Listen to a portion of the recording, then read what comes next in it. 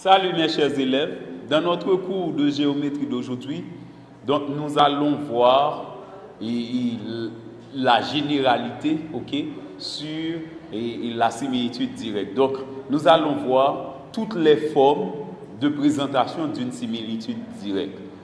Donc on a vu le cas où A était différent de 1. Donc on a vu uniquement la similitude directe qui pourrait être caractérisée de trois façons.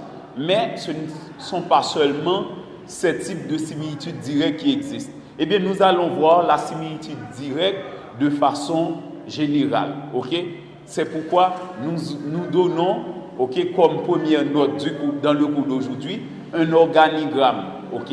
Voici l'organigramme d'une similitude plane directe que l'on appelle S. Organigramme d'une similitude plane directe S. Donc l'écriture complexe c'est Z' égale à Z plus B. Vous savez ça déjà, où A est un nombre complexe non nul et B un nombre complexe quelconque. Eh bien, lorsque vous avez la similitude directe S qui a pour écriture complexe cette expression-là, eh bien, normalement, l'organigramme nous dit que si vous calculez module de A, module du coefficient de Z, ça donne 1, eh bien, on peut dire que S est un déplacement. On a ici un déplacement.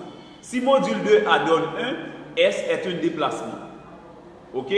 Maintenant, on va devoir identifier d'autres choses. On pourrait avoir module de A égale à 1, mais module de A égale à 1 ne dit pas que A donne quelque chose. Donc, il faut avoir la valeur de A. Si lorsque module de A donne 1 et que A prend effectivement la valeur 1, c'est la valeur de 1 que A possède, eh bien, on dit que la similitude directe, c'est une translation. Nous avons déjà appris dans les applications affines, une translation est toujours caractérisée par son vecteur. On dit translation de vecteur U par exemple. Eh bien, on pourrait dire que S, c'est lorsque module 2 A donne 1 et que A, c'est la valeur 1 que A prend, eh bien, S est une translation de vecteur U. Le vecteur U a pour A fixe, le nombre complexe B. Si par exemple, si on trouve que le nombre complexe B donne X plus Y, eh bien, le vecteur U va avoir XY, dans le plan. Dans une base associée au plan. Au plan et donc au plan vectoriel associé au plan complexe. Maintenant, donc on voit que si module 2 A donne 1, S est un déplacement. Mais ce déplacement-là peut être soit une translation. Autre cas, si module 2 A donne 1, mais A ne vaut pas 1. A est différent de 1. Donc, on pourrait avoir un nombre complexe dont le module donne 1, mais ce nombre complexe-là ne donne pas 1. Donc, on a déjà vu ça dans les calculs du module de nombre complexe. Si vous calculez module de A, ça donne 1, S est un déplacement. Si A est égal à 1, c'est une translation. Mais quand A n'est pas égal à 1, eh bien, l'organigramme nous dit que S va être une rotation. C'est une rotation dans θ qui est égal à l'argument de A. Argument de A. Donc, l'angle θ, c'est la mesure de la similitude. Et de centre oméga d'affixe B sur 1 moins A. Donc, le centre de la rotation, c'est le centre de la similitude. L'angle de la rotation, c'est l'angle de la similitude. Donc, c'est seulement le rapport K qui donne 1. Donc, la rotation, c'est comme la similitude directe ayant 3 caractéristiques, mais seulement dans la rotation, le rapport donne toujours 1. Le rapport de la similitude. Donc, une rotation, c'est dans le plan. Donc, une rotation du plan complexe, c'est une similitude directe de rapport K égale à 1. Donc, c'est ça en général. Une similitude directe, de rapport K égale à 1 ou K ou donc, je reprends. une similitude directe, ok, du plan avec A différent de 1, ok, dont le rapport donne 1, c'est une rotation. Ok, donc voilà, c'est dans ce contexte-là. Quand A est différent de 1, et lorsqu'on calcule module de A, ça donne 1, eh bien ça donne une rotation. Cette rotation-là va avoir même centre que la similitude, même angle que la similitude. Maintenant, dans l'autre cas, avec AZ plus B, si A est un réel qui n'est pas égal à 0 et qui n'est pas égal à 1, ok, on va avoir un nombre réel non nul et non égal à 1, eh bien, si A, le coefficient de Z, est un nombre réel, n'importe quel nombre réel, mais ce nombre réel-là ne doit pas être égal à 0, ok, parce que c'est la condition pour la similitude. A doit toujours un nombre complexe non nul. Et maintenant, dans le même, et dans les mêmes conditions, A appartient à C star différent de 1 et A appartient à C star privé de 1. Ok, dans les mêmes conditions, A appartient à C star privé de 1. Eh bien, si A prend des valeurs réelles, ok, c'est-à-dire des valeurs réelles non nulles, ok, et des valeurs réelles non égales à 1, eh bien, on dit que A est une homothétie. Ok, de centre oméga d'A fixe B sur 1 moins A et de rapport K égale à A. Donc, dans ce cas, on ne va pas devoir prendre module de A. Ok, pour l'homothétie, même que c'est une similitude, mais on ne prend pas ça en valeur absolue, non plus en module. Donc, pour l'homothétie, pour trouver le rapport de l'homothétie, on ne prend pas le module de A. C'est A, on prend directement lorsqu'on a l'homothétie. Quand on a une homothétie, ok, pour la similitude, c'est A qu'on prend pour le rapport. Ce n'est pas le module de A. Même que A serait négatif, ok, donc c'est A qu'on prend pour le rapport. Ce n'est pas le module de A, ok, parce que A ici est un nombre réel. Ok, donc nous avons déjà vu dans les premières conditions, ok, donc lorsque nous avions une similitude directe ayant 3 éléments caractéristiques, nous avons vu que A devrait être non nul et différent de 1. Un nombre complexe non nul et différent de 1. Eh bien, quand A est aussi un réel non nul et différent de 1, eh bien, on va avoir une homothétie. Ok, donc c'était tout ça. Donc vous voyez que l'organigramme, c'est tout ce qui concerne une similitude directe. Donc un élève qui maîtrise très bien ou qui comprend très bien cet organigramme, eh bien l'élève va pouvoir résoudre ou interpréter n'importe quel exercice sur la similitude directe du plan complexe. Ok, donc c'était tout pour les notes. Maintenant, passons à un exercice d'application. Donnez dans chaque cas la nature de la transformation f donnée. Ok, donc c'est... Donc, donnez dans chaque cas la nature de la transformation f donnée dans le plan complexe. Ok, donc je fais cette précision. Donc, pour avoir un pressentiment que, donc ici on est dans le plan complexe. Ok, donc je devrais écrire ça. Donc j'ai failli ne pas mettre ces informations-là. Donner dans chaque cas la nature de la transformation f donnée dans le plan complexe. Ok, donc normalement, parler du plan complexe, c'est déjà dire beaucoup de choses. Parce que lorsqu'on est dans le plan complexe, eh bien, on va avoir deux éléments, abscisse ordonnée, eh bien, on va avoir également un repère orthonormé, donc on va pouvoir calculer modules, on va pouvoir effectuer des produits scalaires, etc. Donc, c'est pourquoi je fais cette précision. Donner dans chaque cas la nature de la transformation f donnée dans le plan complexe. OK? Ok, donc cela veut dire on n'a pas donné le nom, ok, et du repère du plan complexe, mais cependant, donc vous allez savoir que lorsque vous avez Z ici, c'est un nombre complexe, et I désire le nombre complexe imaginaire. Donc c'est beaucoup plus précis donc, lorsqu'on met dans le plan complexe. Eh bien, on commence. F, on a, c'est F, Z' égale à Z moins 1 plus I. B, F, Z' égale à radical de 3 sur 2 moins 1 demi I par Z plus 2I.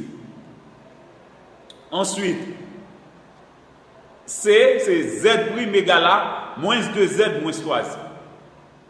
Ok, donc on donne 3 transformations. Ok, donc je dis ces 3 transformations. Pourquoi je peux voir ça? Ok, on peut voir ça et sans faire de calcul.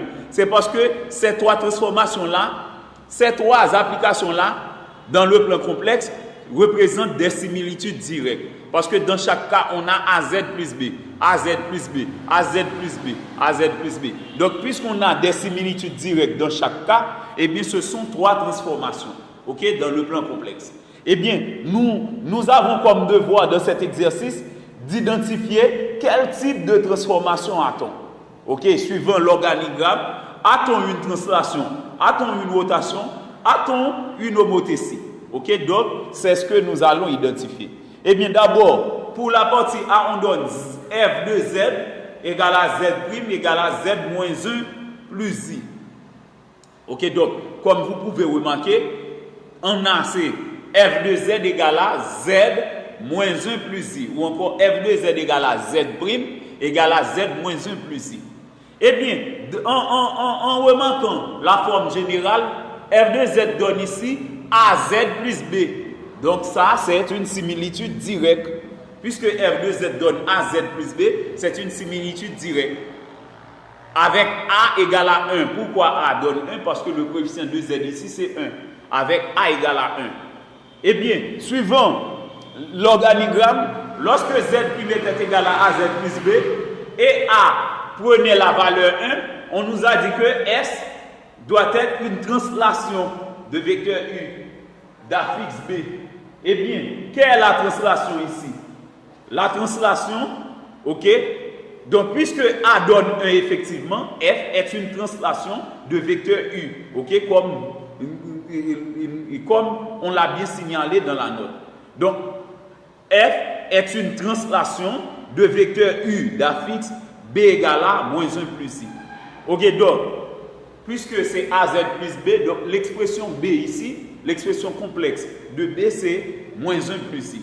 Eh bien, on a F, une translation de vecteur U d'affixe moins 1 plus I. Donc, on pourrait dire de vecteur U égale à moins 1, 1. Ok, les coordonnées du vecteur U seraient dans ce cas moins 1, 1. Ok, parce que l'affixe du vecteur U, c'est B égale à moins 1 plus I. Ok, donc on dit ça suivant la note.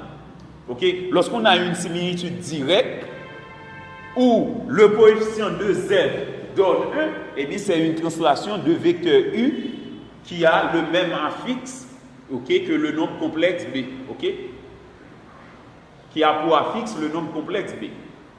Maintenant, dans la deuxième partie, c'est dans B, on donne F de Z égale à radical de 3 sur 2 moins 1 demi I par Z plus 2I. Ok, on identifie à nouveau. F de Z donne AZ plus B, où A représente radical de 3 sur 2 moins 1 demi I et B vaut 2I. Eh bien, ici, on peut remarquer que A ne donne pas 1. Mais, suivant la note, suivant l'organigramme en particulier, eh bien, lorsqu'on calculait module 2 A égale à 1, ok, donc il y a deux cas. Cas où A égale à 1, cas où A est différent de 1. Ok? Et l'autre cas, c'est lorsque A est un nombre réel. Ok? Eh bien, de façon particulière. Eh bien, pour pouvoir identifier cette similitude directe, puisque F de Z égale à AZ plus B, nous dit déjà qu'on a une similitude directe. Eh bien, pour pouvoir identifier la nature précise ok, de cette similitude directe, eh bien, nous allons trouver d'abord le module de A. Le module de A donne racine carrée de partie réelle au carré plus partie imaginaire puis au carré. La partie réelle, c'est radical de 3 sur 2 au carré, plus la partie imaginaire puis c'est moins 1 demi qui s'élève au carré. C'est partie réelle au carré plus partie imaginaire puis au carré. Partie réelle au carré donne 3 quarts, moins 1 demi au carré donne 1 quart. On a racine carrée de 3 quarts plus 1 quart qui donne radical de 4 quarts. Radical de 4 quarts donne radical de 1 qui donne 1. Donc, module de A donne 1. Ok, donc, on peut voir à présent que le module de A donne 1. Puisque le module de A donne 1, suivant l'organigramme, et A ne prend pas directement la valeur 1. Ok? Puisque A n'était pas égal à 1, A n'était pas égal à 1. Et module de A donne 1. Ok?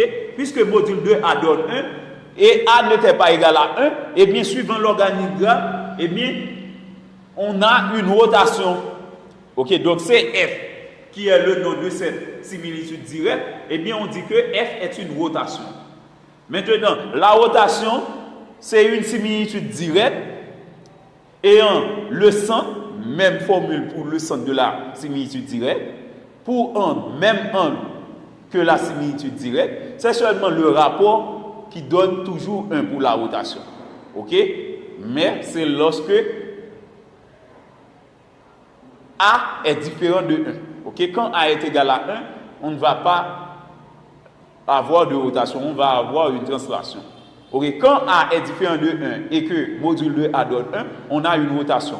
De centre, le centre de la similitude. Okay? Donc, nous appelons oméga ce centre. Z de oméga, comme à l'ordinaire, c'est B sur 1 moins A. La valeur de B, c'est 2I sur 1 moins A. Ok, on remplace A par sa valeur dans la formule. Maintenant, nous faisons entrer le signe moins. Ça donne Z de oméga égale à 2I sur 1 moins radical de 3 sur 2 plus 1 demi I. Maintenant, nous multiplions le numé et le déno par 2. Ça... Z de oméga donne 4I sur 2 moins racine carrée de 3 plus I. Maintenant, nous rendons rationnel en multipliant le numé et le déno par le conjugué du nombre complexe au déno. Ça nous donne 4i facteur de 2 moins racine carrée de 3 moins i sur 2 moins racine carrée de 3 plus i par 2 moins racine carrée de 3 moins i. Maintenant, le développement du numérateur donne 8i moins 4i racine carrée de 3 moins 4i carré. Pour le déno c'est un produit remarquable, c'est a plus b facteur de a moins b. Ça donne a carré moins b carré. À présent, nous réduisons moins 4i carré n'est autre que plus 4. Et alors que cette partie, ok, ce sont des nombres imaginaires purs, nous mettons I en évidence. Ok? Maintenant, pour le dénominateur, nous développons 2 moins racine carrée de 3 au carré. Ça nous donne 4 moins 4 racine carrée de 3 plus 3. Et moins I au carré n'est autre que plus 1. Ok, moins I carré. Donc, c'est I carré qui se multiplie par moins 1 qui donne plus 1. Maintenant, nous mettons 4 en évidence dans cette partie. Ça nous donne 4 plus 4i par 2 moins racine carrée de 3. Et dans cette partie, le dénominateur, nous réduisons à nouveau. Ça nous donne 8 moins 4 racine carrée de 3. Dans le numérateur à présent, nous mettons 4 en évidence. Ok, ça nous donne 4, facteur de 1 plus i par 2 moins racine carrée de 3. Pour le dénominateur, nous mettons 4 en évidence également. Ça donne 4 facteur de 2 moins racine carrée de 3. Nous simplifions par 4. À présent, on a 1 plus i, facteur de 2 moins racine carrée de 3 sur 2 moins racine carrée de 3. Ok, maintenant, nous avons une fraction. Nous allons transformer la fraction comme étant la somme de 2 fractions partielles. Ok, en prenant la partie réelle sur le déno, plus la partie imaginaire puis multipliée par i sur le déno. Ok. Maintenant, puisque on a 2 moins racine carrée de 3, on rend rationnel en multipliant le numé et le déno par le conjugué du déno qui donne 2 plus racine carrée de 3. Et ici, on simplifie par 2 moins racine carrée de 3 qui donne i. Maintenant, si on développe 2 moins racine carrée de 3 par 2 plus racine carrée de 3, ça c'est un produit remarquable, ça donne 2 au carré moins racine carrée de 3 au carré. 2 au carré n'est autre que 4 et racine carrée de 3 au carré n'est autre que 3. C'est pourquoi on a 2 plus racine carrée de 3 sur 1. Le déno 1 ne s'écrit pas, donc Z2 oméga donne 2 plus racine carrée de 3 plus I. Ok, donc la fixe du centre, c'est Z2 oméga, mais normalement, c'est oméga qu'on appelle ce centre, eh bien, oméga a pour coordonnées 2 plus racine carrée de 3, 1. Ok, 2 plus racine carrée de 3 pour la partie réelle, 1 pour la partie imaginaire pure. Maintenant, l'angle de rotation. Pour l'angle de rotation, nous avons θ égale à argument de A.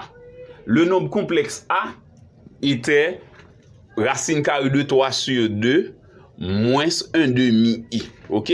Eh bien, si nous devrions calculer cos θ, il faut prendre la partie réelle de A. La partie réelle de A n'est autre que racine carrée de 3 sur 2 divisé par le rapport, puisque le rapport est 1. Donc, cos θ donne assurément racine carrée de 3 sur 2. Et le sinus, c'est la partie imaginaire pure de A, qui est moins 1 demi. Donc, on a cos θ donne racine carrée de 3 sur 2, sin θ donne moins 1 demi. Cos positif, sin négatif, donc argument c'est moins la valeur possible. Donc, quelle est la remarquable dont le cosinus donne racine carrée de 3 sur 2? C'est pi sur 6. Eh bien, puisque le cosinus est strictement positif, le sinus est strictement négatif, eh bien, nous prenons θ égale à moins pi sur 6. Et puis, en conclusion, F est une rotation de centre oméga 2 plus racine carrée de 3, 1 et d'angle moins pi sur 6.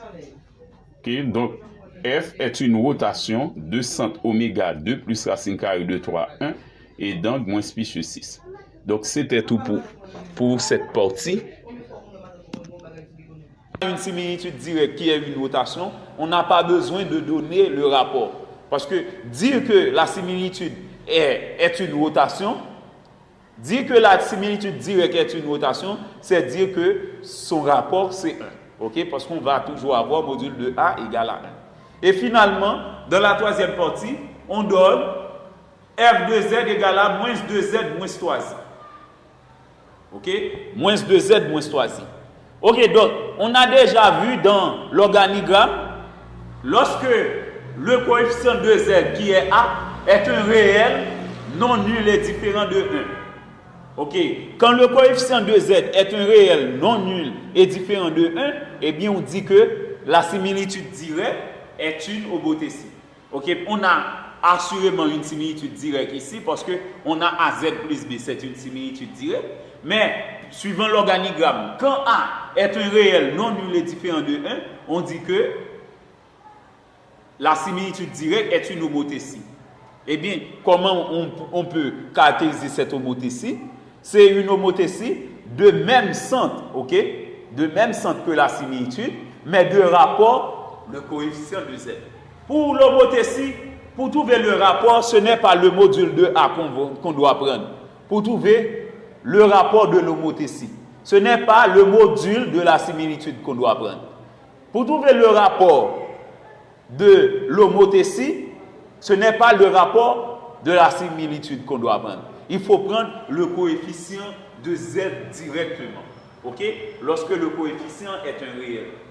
Eh bien, puisque F est une homothétie, eh bien, son centre, c'est le même centre que la similitude, c'est B sur 1 moins A. Donc, nous calculons Z2H, puisque H c'est le centre. Z2H donne B sur 1 moins A. B c'était moins 3i. A c'était moins 2. On a moins 3i sur 1 moins 2. En effectuant, là, en appliquant la règle des signes, ça donne 1 plus 2. On a moins 3i sur 1 plus 2, c'est moins 3i sur 3. Et on divise par 3, ça donne moins i. Ok, Z2H donne moins i. Donc, le point H associé à cet affixe Z2H, c'est 0 moins 1. Maintenant, son rapport, le rapport, on n'a pas besoin de calculer le rapport. C'est la lecture du rapport qu'on fait pour l'homothétie. A était égal à moins 2, et bien le rapport c'est moins 2. Et bien, en conclusion, F est une homothétie de centre H, 0 moins 1 et de rapport moins 2. Ok, donc c'était tout pour le cours d'aujourd'hui. Donc si vous avez des questions, vous pouvez me les envoyer comme commentaire. Et si vous avez également des supports de matériel ou financier, c'est-à-dire des sponsors, je suis prêt à les recevoir. Donc c'était Jimmy Deveil, votre enseignant de mathématiques, compétent et expérimenté. Merci et à la prochaine.